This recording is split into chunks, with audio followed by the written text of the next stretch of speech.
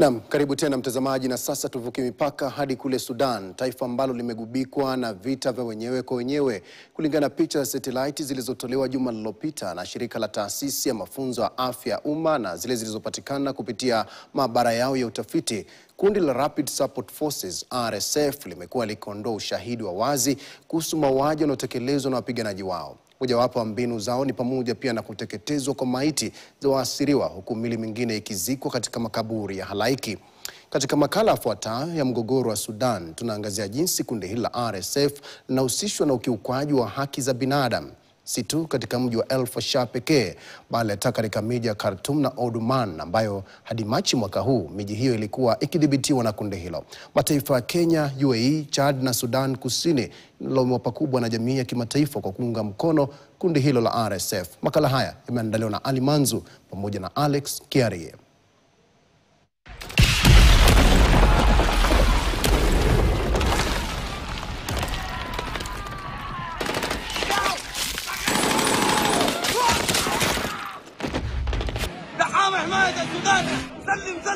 Shangwe na vigelegele katika mji wa El Fasher nchini Sudan, matukio yaliyoleta kumbukumbu za ushindi wowote. Ushindi wa kundi la Rapid Support Forces unaokuja huku kukiwa na makabiliano makali ya vita nchini Sudan. Vita ambavyo vimeshuhudia maelfu ya watu wakiuawa, huku lalama zikielekezwa kwa vikosi vya waasi. Siku chache baada ya kuanguka kwa utawala wa El Fasher, ripoti za kuhuzunisha zilianza kuibuka kutoka kwa jiji lililozingirwa. Ripoti zenyewe ni za mauaji na njaa, huku jamii ya wenyeji wasio asili ya Kiarabu zikilengwa. Kama mji mkuu wa jimbo la Darfur Kaskazini, katika eneo kubwa la jimbo la Darfur, mji wa El Fasher sio mgeni katika migogoro. Katika vita vilivyodumu kwa miaka 16 kutoka mwaka 2003, angalau watu 300,000 waliuawa na wengine mamilioni wakiachwa bila makazi. Kiongozi wa wakati huo, Rais Omar al-Bashir, alishtakiwa na mahakama ya kimataifa ya uhalifu kwa mauaji ya kinyama ambayo yalifadhiliwa na serikali yake. Ukatili mwingi ulilaumiwa kwa wanamgambo wa Janjaweed ambao baadaye waliitwa vikosi vya Rapid Support Forces maarufu RSF. Kwa hivyo kwa RSF kurudi katika eneo la El Fasher likiwa kamili na wimbi jipya la ukiukaji ni hati ya zamani iliyokamilishwa kwa wakati na alama katika damu ya wasio na hatia. Kwa sasa hakuna mtu anayeruhusiwa kuingia wala kutoka nje ya jiji hilo. Chochote kinachotokea hapa kinasalia kuelezewa katika siku za usoni, baada ya kile watoro wanaelezea kama matukio ya siku za mwisho. Wiki chache baada ya kupoteza himaya ya mji wa Khartoum kwa jeshi la serikali ya Sudan chini ya Jenerali Abdel Fattah al-Burhani tarehe 26 Machi 2025, kiongozi wa RSF Mohamed Hamdan Dagalo, anayejulikana pia kama Hemedti, alitembelea Kenya.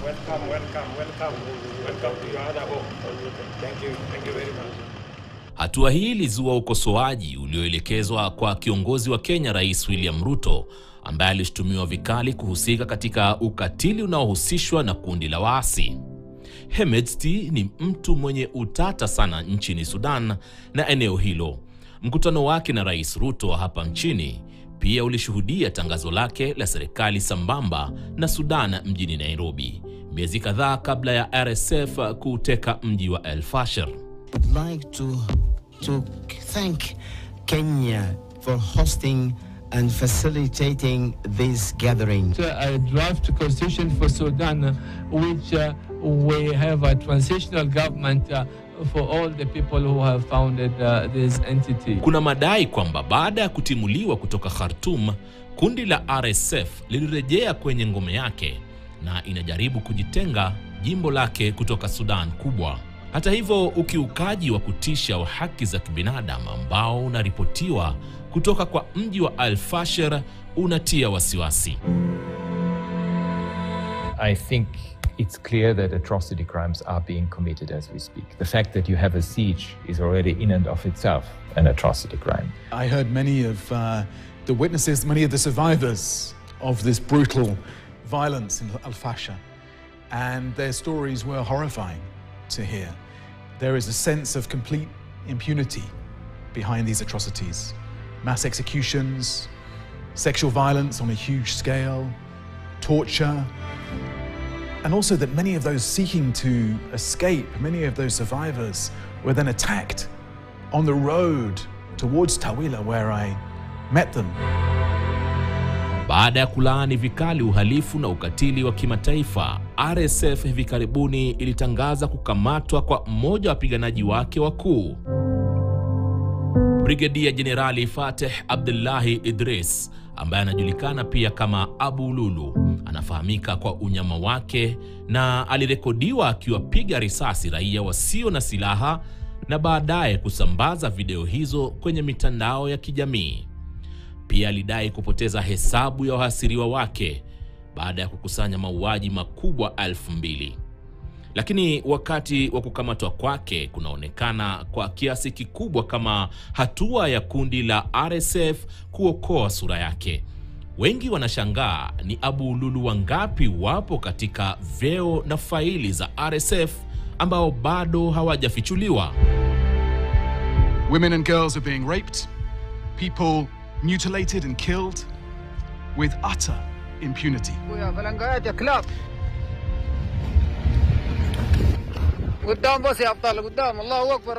Kwa kundi la waasi wa RSF na Hemedti, kufanya ukatili kama huu, kama inavyodaiwa sasa, inafaa mtu mwenye nia kubwa ya kuongoza taifa la Sudan.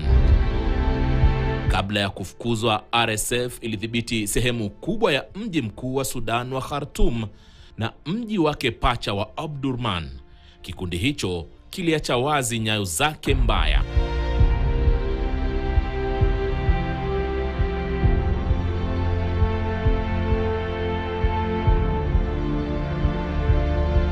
Miji iliyokuwa na amani wakati miji ya sehemu za kusini na magharibi mwa taifa hilo ikiteketezwa, wenyeji walikuwa wakikabiliana na adui mpya sana lakini mkali. Wanamgambo hao pia walianza mauaji halaiki bila hata kuruhusu familia zinazoomboleza kuzika jamaa zao. Wapiganaji hao hata walipata wakati wa kuwazika wahasiriwa wao kwenye makaburi ya halaiki. Kufikia sasa haijulikani ni miili mingapi imezikwa hapa viungani mwa mji. The RSF forces attacked this village, killed innocent people. Some bodies were decomposed, were not even buried. Some bodies were buried. They killed innocent men, women, children. They raped the women. Soko la Sabrina lililokuwa katika jiji la Omdurman lililipuliwa kwa bomu tarehe mosi mwezi wa Februari mwaka 2025. Ilikuwa ni siku ya soko yenye shughuli nyingi, wafanyi biashara na wateja wao wakijaa pomoni. Wakati mabomu yanapoangushwa, takriban watu 50 waliuawa, wengi walijeruhiwa vibaya. Ni sehemu ya miundombinu ambayo iliharibiwa katika uvamizi huo. Kama sehemu ya kuhakikisha kuwa hakuna habari iliyochujwa kwa ulimwengu, kituo cha televisheni cha kitaifa pia kililengwa. Hatima yake sasa iliingia kwenye majivu yake. Mwishoni kabisa mwa mji wa Khartoum, mtoto huyu amelazwa hapa katika hospitali ya jiji la Al-Muallim. Haijulikani anaumwa nini, lakini anaumwa. Hii ni moja ya hospitali ambazo zililengwa na wapiganaji wa RSF wakati utawala wao. Lilipotiwa kwamba walilenga vituo hivyo ili kuiba vifaa vya matibabu na dawa za kutumika ili kuwatibu wenzao ambao wamejeruhiwa. The militia took all of the drugs from pharmacies and stole it and sold it at the market. After it's stole, they come back and give it to you with as you can resell it again. Nje, maganda matupu ya mabomu yanasalia kama ushahidi wa ukubwa wa mzozo huu. Wakati waasi hao walipodhibiti jiji hilo, waligeuza baadhi ya majengo kuwa magereza ya raia. Hapa ukatili zaidi ulifanywa. Wanawake wengi walibakwa, baadhi yao sasa wanaishi katika kituo hiki huko bandari ya Sudan. Many rapes have been registered in police stations and witnessed by the people. Many rapes for women. Tangu kurudishwa kwa mji huo kwa serikali mnamo Machi 2025, jeshi la Sudan limekuwa likiurekebisha.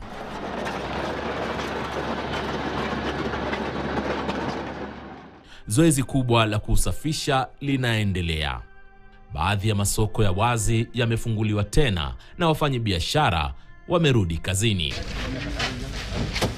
Our estimate in IOM that over the next 6 months we will have 2.1 million returning to the Khartoum capital, and this is based on the numbers we understand that they have left the capital when the war started. So we estimate that 31% of those IDPs in Sudan after the war are actually coming from Khartoum, and that 50% of them almost will be returning back to Khartoum, of course, linked to the security situation and linked to the availability of services on the ground. Lakini hofu ya kufufuka kwa wapiganaji wa kundi la RSF bado inaning'inia. Pengine hofu kubwa ni kwa idadi ya vijana na hata wazee ambao wanaweza kujihusisha na madawa ya kulevya. Ni wazi kwamba uongozi wa RSF ulikuwa umefungua kimaksudi kiwanda cha kutengeneza vitu vinavyoathiri akili ili kuchochea vurugu zaidi kutoka kwa wapiganaji wake ambao ni vijana. Huu ni mwelekeo wa kawaida katika vikundi vingi vya wanajihadi ambapo mashambulizi huchochewa na dawa za kulevya. Mgogoro huo sasa umejikita katika pande za magharibi mwa Sudan ambako wakazi wengi wa jamii za asili ya Kiafrika wanasonga mbele chini ya RSF.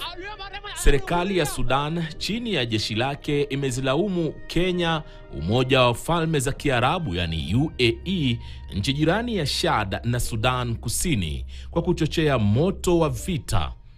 Kenya ilibebeshwa mzigo wa lawama hizo haswa kwa kuruhusu RSF kukusanyika na kutangaza serikali sambamba katika ardhi yake.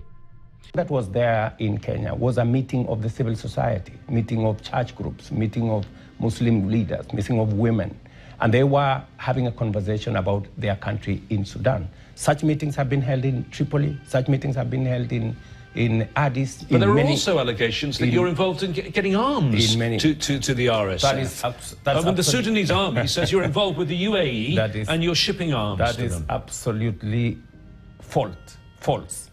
Nchini Chad, UAE inasimamia baadhi ya hospitali kusaidia wakimbizi wa Sudan ambao wamekimbia vita.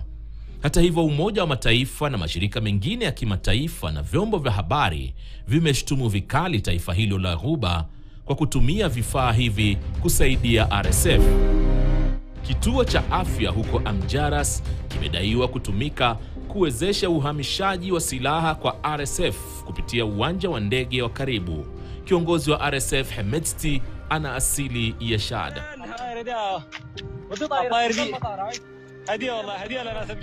Vituo vya afya kama hivyo vimeanzishwa katika eneo la Madhohi nchini Sudan Kusini katika jimbo la Bahr el-Ghazal. Tena shutuma kama hizo zimetolewa dhidi ya UAE. Kwa upande wake, Umoja wa Falme za Kiarabu pia umeendelea kukana kuhusika kwenye mgogoro huo. Kwa hali ya sasa ya uharibifu, ni wale tu ambao hawakuwahi kunusurika katika ukatili huu wameona mwisho wa vita. Lakini ni matakwa ya walionusurika na watu wa Sudan kwamba vita hivi visingeanza kamwe. Lakini kwa sasa inaonekana kama vita nchini Sudan daima ni majivuno na risasi. Kwa hivyo taifa limekwama katika hali hii.